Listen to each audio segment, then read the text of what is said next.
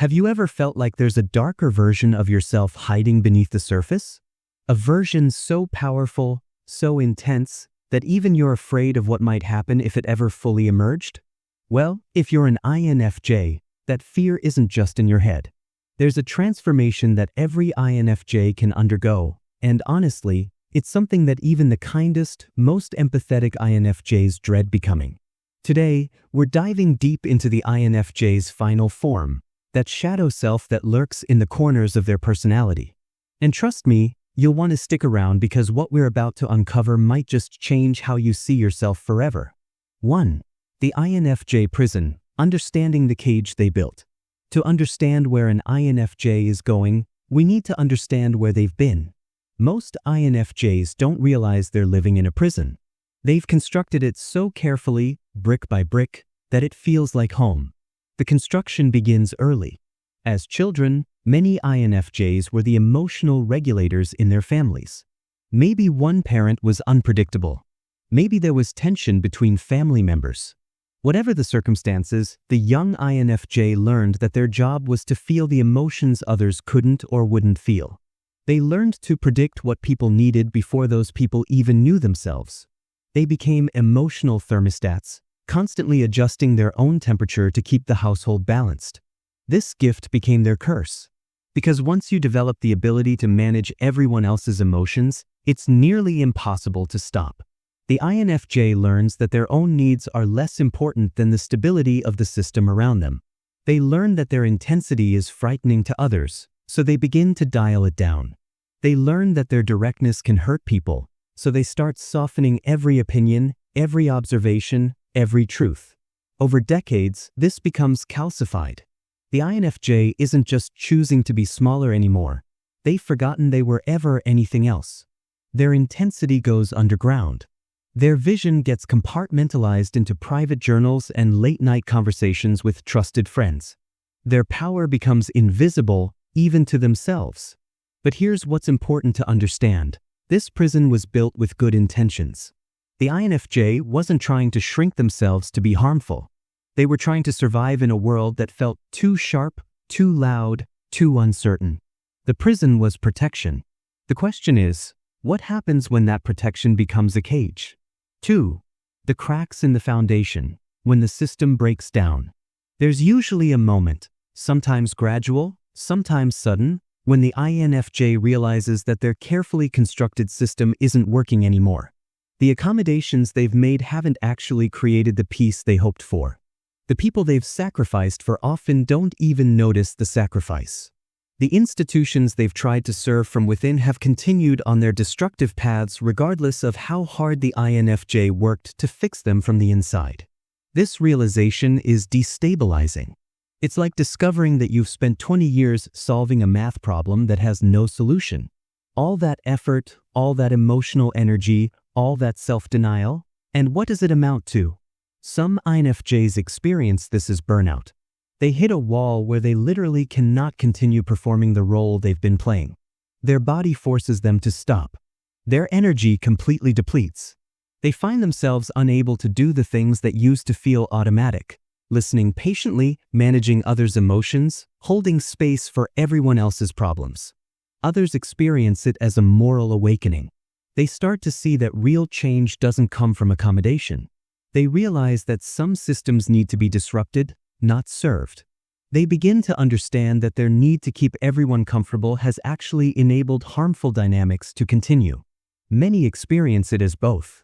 The breakdown isn't just physical or intellectual, it's existential. The INFJ is forced to ask fundamental questions. Who am I when I'm not being useful to others? What do I actually want? What am I willing to stand for, even if it makes people uncomfortable? These cracks in the foundation are terrifying, but they're also the beginning of liberation. 3. The emergence, when the real INFJ shows up. What emerges from these cracks isn't always recognizable to the people who thought they knew the INFJ. This version is sharper, clearer, less apologetic. The newfound INFJ has stopped softening their words for others' comfort. They've started asking themselves hard questions instead of asking how everyone else is feeling. This is uncomfortable to witness if you've been benefiting from the old system. People who relied on the INFJ to absorb their emotional overflow suddenly find themselves without a container. People who appreciated the INFJ's advice now find that advice comes with boundaries attached. People who felt soothed by the INFJ's presence now feel unsettled by their directness. The emerging INFJ notices this discomfort in others, and their old patterns want to kick in. They want to apologize. They want to soften again. They want to make it okay for everyone else. But something has shifted. They can't unsee what they've seen. They can't go back to ignoring what they now understand about themselves and the world. This is where many INFJs experience what feels like a personality crisis.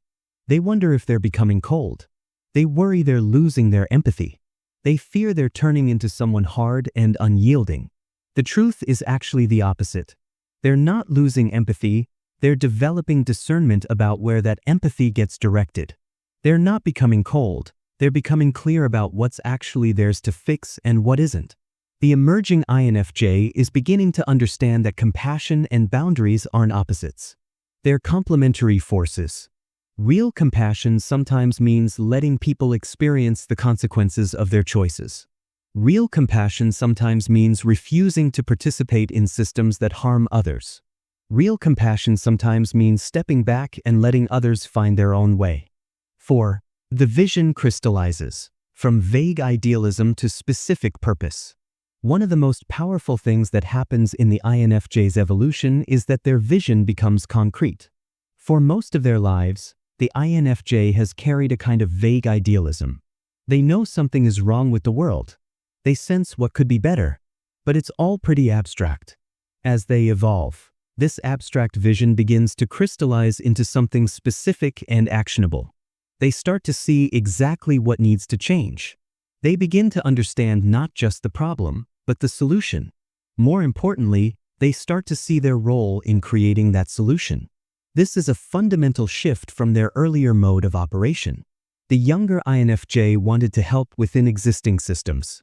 They wanted to work for good organizations, support good causes, be part of teams with good intentions. They believed in reform from within. The evolved INFJ often recognizes that some systems can't be reformed from within. They can't be helped. They need to be replaced.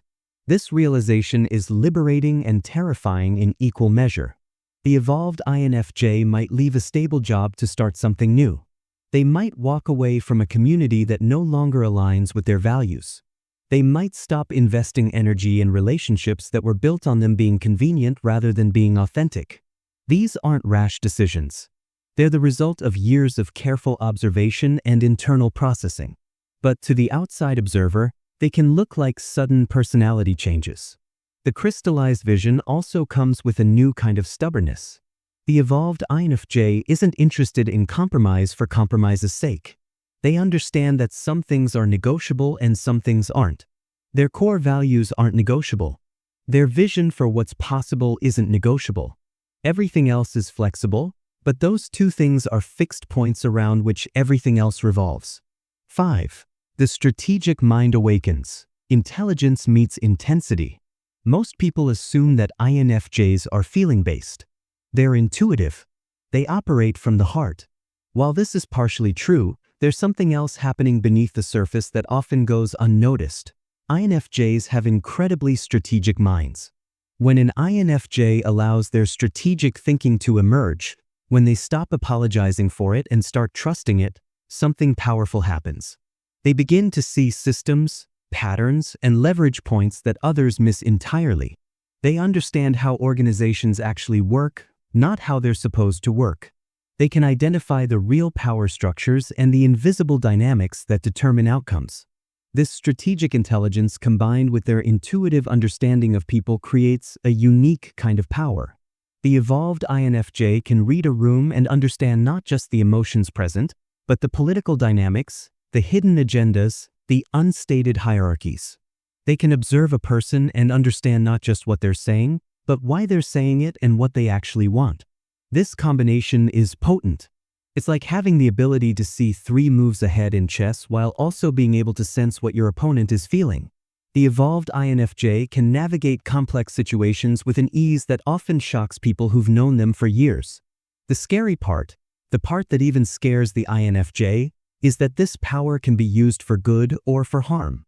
The evolved INFJ has to confront their own capacity for manipulation, for political maneuvering, for using their understanding of people as a tool of control rather than connection. Most evolved INFJs are deeply committed to using their power ethically, but they're aware that they have the capacity to use it otherwise. That awareness is humbling and frightening. 6. The integrity threshold, where compromise dies. At some point in the INFJ's evolution, they cross a threshold where they simply cannot compromise their core values anymore. They literally lose the capacity to pretend. They can't smile and nod when they see hypocrisy. They can't participate in systems they recognize as corrupt. They can't support people or causes that violate their ethics, even if doing so would be easier or more comfortable. This isn't about becoming rigid or inflexible. The evolved INFJ is actually more flexible than they've ever been about methods, approaches, and strategies. What they've become rigid about is their integrity.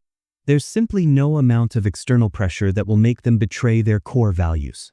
This creates a kind of freedom that's almost frightening. When you know you won't compromise your integrity, you don't have to negotiate with fear anymore. You don't have to wonder if you're making a decision for the right reasons. You don't have to second-guess yourself constantly. The decision-making process becomes simpler. Does this align with my values and my vision? Yes or no? The trade-off is that this integrity often puts the evolved INFJ at odds with people and systems around them. Organizations that ask them to do things that feel ethically wrong will find that the evolved INFJ simply won't do it, regardless of the consequences. Relationships that require them to suppress their truth will dissolve. Communities that demand conformity will lose them. Many evolved INFJs experience this as loss. And it is in some ways, but it's also freedom. The energy it used to take to manage the lie, to perform the role, to suppress the truth, all of that becomes available for something else. All of that becomes available for their actual mission. This is where the evolved INFJ becomes truly dangerous to the status quo. Not because they're destructive, but because they can't be managed. They can't be bought. They can't be intimidated. They can't be shamed.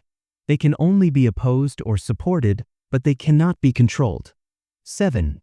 The amplified presence, when people feel your power. One of the most noticeable shifts in the evolved INFJ is their presence. People feel them in a room. There's a kind of gravity that pulls attention without demanding it. Conversations shift when the evolved INFJ speaks, not because they're loud or aggressive, but because there's an authority in their words that comes from genuine internal alignment. This presence is actually a direct result of the internal work they've done. For so many years, the INFJ was scattered. Part of their energy was going into managing how others perceive them. Part was going into suppressing their intensity. Part was going into second-guessing themselves. All of this fragmentation created a diffuse presence.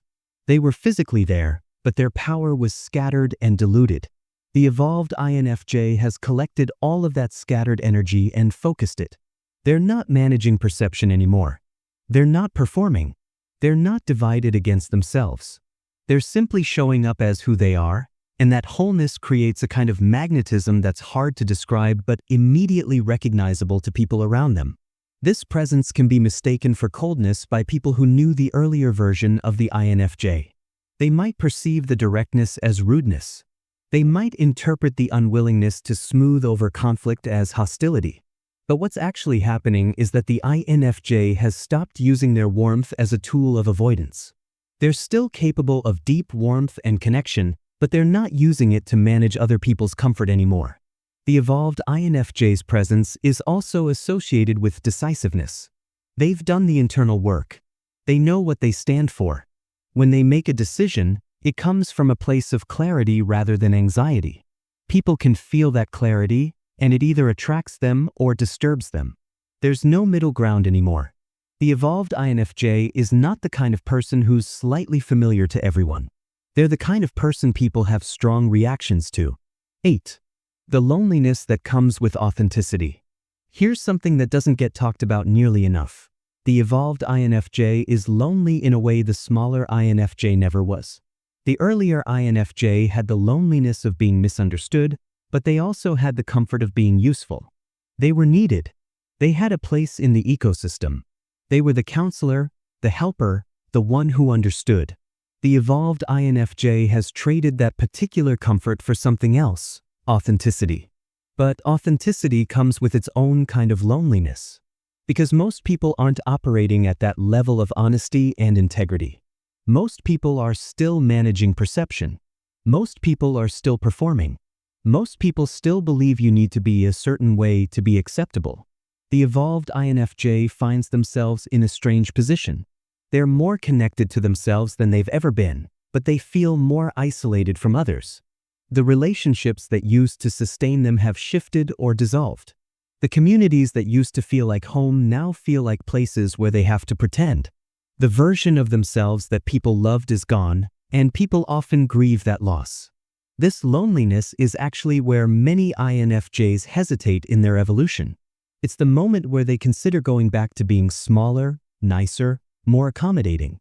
It's where they think, maybe I was happier when I didn't know all this about myself and the world. Maybe their old role, even though it was exhausting, was easier than this new freedom. But what they often don't realize is that this loneliness is temporary. The evolution continues, and they begin to meet other people who are also evolved.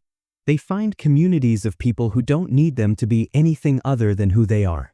They discover that the depth of connection available with people who are also operating in authenticity is far superior to the comfort of being useful to people who aren't really seeing them.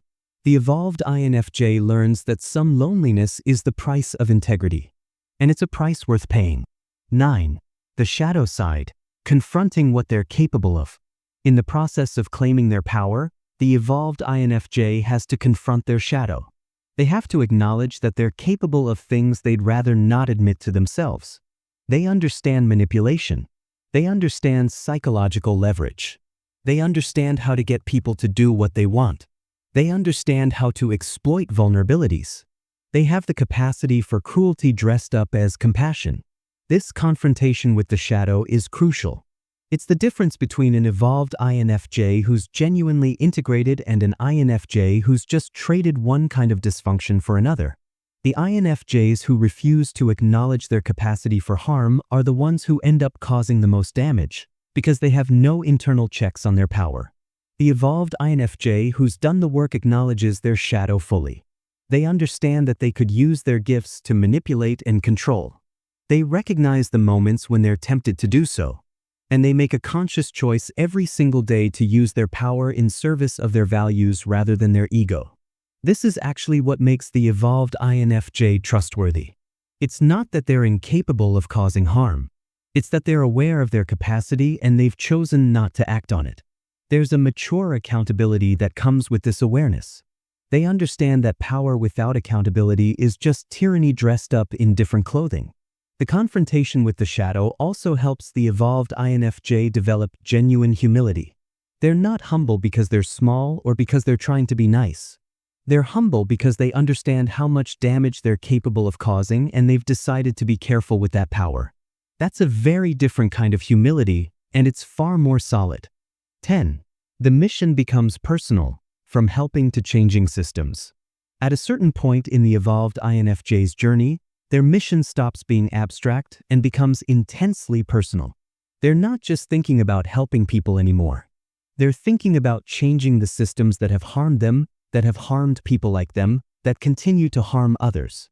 This is where the evolved INFJ can become revolutionary, because their revolution comes from a place of deep understanding. They know how the system works from the inside. They've seen what it's like to operate within it.